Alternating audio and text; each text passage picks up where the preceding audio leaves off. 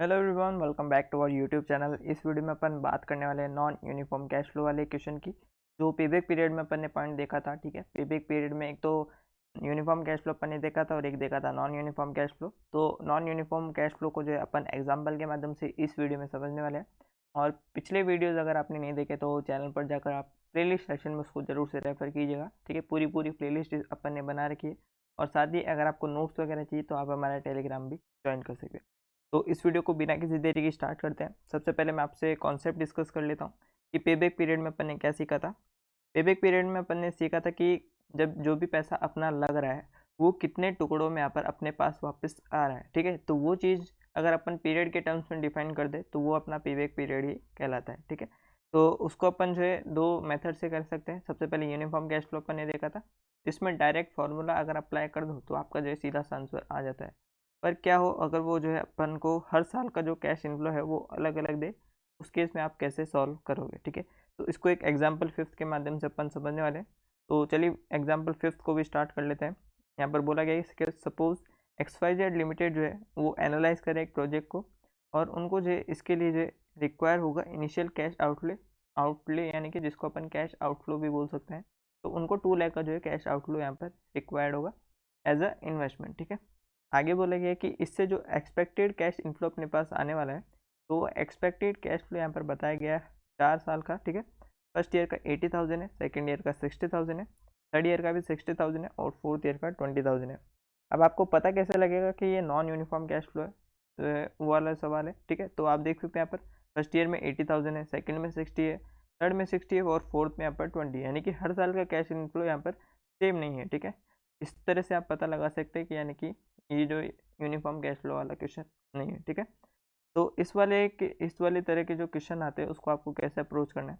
सबसे पहले जो भी क्वेश्चन में यहाँ पर डेटा गिवन है, ईयर और annual cash inflow, same column अपन ऐसे कैसे उतार लेंगे और एक नया कॉलम जो अपन एडिशनल और बनेंगे क्वेश्चन के लिए, ठीक है। एड जो क्यूमुलेटिव कैश इनफ्लो के नाम से अपन बनेंगे। इसमें अपन को क्या करना है, जो एनुअल कैश फ्लो अपन को गिवन है, ठीक है, उसको क्यूमुलेटिव करता जाना है हर साल। जैसे कि फर्स्ट ईयर में 80,000 है तो 80,000 अपन ने लिख लिया। सेकेंड ईयर में 80 प्लस 60 दोनों को जोड़ देंगे, ठीक है, तो 1,40,000 आ गया। थर्ड ईयर में 80 प्लस 60 तीनों को जोड़ देंगे तो इसलिए 2 लाख आ गया अपने पास। और फोर्थ ईयर में अपन क्या करेंगे, फोर्थ ईयर में चारों चीज़ें जो है जुड़कर यहाँ पर आ जाएगी तो इसलिए 2,20,000 अपने पास क्यूमुलेटिव कैश इनफ्लो आ जाता है। अब आप स्टार्टिंग में मैंने क्या बोला था कि जो भी पैसा आपका लगा है वो कब तक आपके रिकवर हो पाए वो चीज़ आपको देखनी। तो कितना पैसा यहाँ पर आपके लगा है, यहाँ पर 2 लाख, ठीक है। अब वो 2 लाख यहाँ पर सीधा सा अगर आप देखो वो क्यूमुलेटिव कैश इनफ्लो में दिख जाएगा कि 2 लाख का अमाउंट आपको कहाँ पर रिकवर हो रहा है। तो ईयर 3 में जो है सीधा सा आपका आंसर हो जाएगा। ईयर 3 में हम पूरा पूरा 2 लाख का अमाउंट यहाँ पर रिकवर कर पा रहे हैं। पर जो यहाँ पर क्वेश्चन में जो गिवन है वो 2 लाख का अमाउंट सीधा सीधा गिवन है, ठीक है। पर अपन अगर दूसरी सिचुएशन देखें जो कि क्वेश्चन ने दी भी है कि अगर ये जो 2 लाख का आउटफ्लो है, ये जो 2 लाख का यहाँ पर आउटफ्लो आपको दिख रहा है, इसको 2 लाख ना मानकर अगर अपन 2,05,000 का मान ले तो उस टाइम आपका आंसर क्या होगा, ठीक है। उस सिचुएशन में आपको फॉर्मूला क्या होगा, उस टाइम में आपका सॉल्यूशन कैसे होगा। तो इस तरह के केस में सीधे सीधे आपकी जो अप्रोच रहने वाली है वो अप्रोच तो सेम रहने वाली है, बस जो फॉर्मूला है उसमें थोड़ा बहुत डिफरेंस यहाँ पर आ जाएगा, ठीक है। इसको एक एग्जाम्पल के माध्यम से अपन समझते हैं। मान के चलिए जो अपन ने कैश इनफ्लो देखा है हर साल का, उसको अपन ने सबसे पहले क्यूमुलेटिव किया है, ठीक है। तो ये क्यूमुलेटिव कैश इनफ्लो मैंने यहाँ पर एक जो है पिरामिड के तौर पर, सॉरी पिरामिड नहीं, यहाँ पर एक बिल्डिंग के तौर पर अपन कह सकते हैं, एक बिल्डिंग के तौर पर मैंने आपको समझाने के लिए यहाँ पर इसको क्यूमुलेटिव करके दिखाया। फर्स्ट ईयर में 80,000 था, सेकेंड ईयर में 80 प्लस 60 जोड़ा, थर्ड ईयर में 80 प्लस 60 प्लस 60 जोड़ा, ठीक है। और फोर्थ ईयर में यहाँ पर 80 60 60 और 20 चारों जुड़ गए, ठीक है। इस तरह से क्यूमुलेटिव अपन ने निकाला। अब आपको देखना है जो आपने कैश आउटफ्लो किया है 2,05,000 का अपन को क्वेश्चन में मानना था, ठीक है, वो किस किस वाले कैश इनफ्लो के बीच में आ रहा है, ठीक है। तो यहाँ पर अगर आप देखोगे तो वो जो 2,05,000 का अमाउंट है वो 2 लाख और 2,20,000 के बीच में आ रहा है, ठीक है। मतलब ये दोनों अमाउंट अपन को पर पकड़ लेने, इसी के बीच में अपना आंसर आने वाला है, ठीक है। और ये जो 2 लाख और जो 2,20,000 है वो कौन से ईयर में यहाँ पर कवर हो रहे हैं, थर्ड ईयर और फोर्थ ईयर में, जैसे कि आप क्वेश्चन में यहाँ पर देख सकते हो। तो अब मैं जो लाइन यहाँ पर बोलने वाला हूँ उसको आपको अच्छे से सुनना है और उसी से आप अपना सॉल्यूशन करोगे। देखिए कि 3 साल तक जो है अपन ने 2 लाख का अमाउंट रिकवर कर लिया है, पर अब अपन को जो है एडिशनल और कितने चाहिए, एडिशनल अपन को 5,000 और चाहिए, क्योंकि 2 लाख तो अपन ने रिकवर कर लिया 3 ईयर तक, ये अपन को पता चल चुका है। अब ये जो एडिशनल 5000 है वो किस अमाउंट से आपको रिकवर होंगे, वो होंगे यहाँ पर 4th ईयर के कैश इनफ्लो से। और अगर आप क्वेश्चन में जाकर देखो कि 4th ईयर का कैश इनफ्लो कितना है, 20,000, ठीक है। तो इस 20,000 को एक आप गोले के रूप में समझो कि ये 20,000 पूरा एक पार्ट है, ठीक है।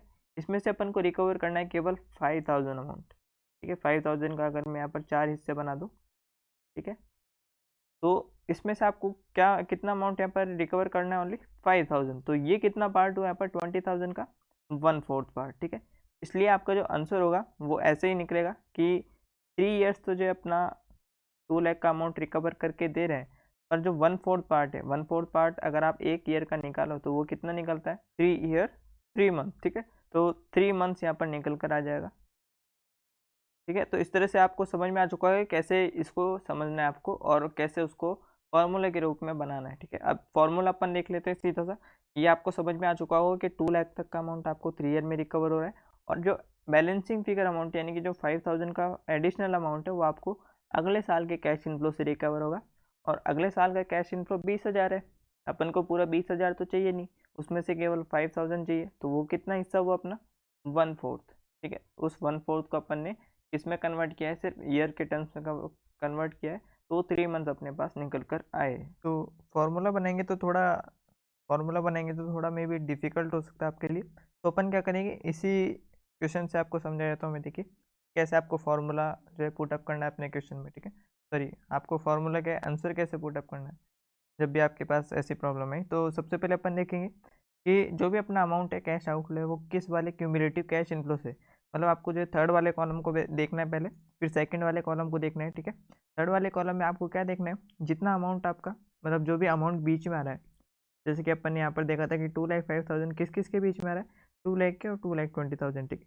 ठीक है, तो वो पहला वाला जो है आपको, जहाँ पर वो प्रीवियस जो भी आपने देखा है, ठीक है, जिसके बीच में कवर हो रहा है उसके पहले वाला आपको देखने जाए। तो यहाँ पर है वो 2 लाख, ठीक है।